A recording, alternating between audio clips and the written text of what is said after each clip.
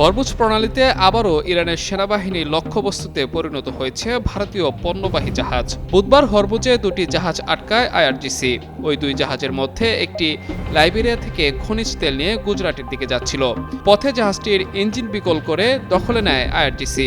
এক বিবৃতিতে বাহিনীটি জানায়, পানামার এমএসসি ফ্রান্সিসকা এবং লাইবেরিয়ার অ্যাপামিনোডেস নামক দুটি জাহাজ আইআরজিসির হেফাজতে রয়েছে। সেগুলো ইরানের দিকে নিয়ে যাওয়া হয়েছে। সমুদ্রে জাহাজের গতিবিধির উপর নজরদারি সংস্থার তথ্য অনুযায়ী লেস অয়েল অ্যাবজর্ব করে আপনার পরিবারকে রাখে হেলদি।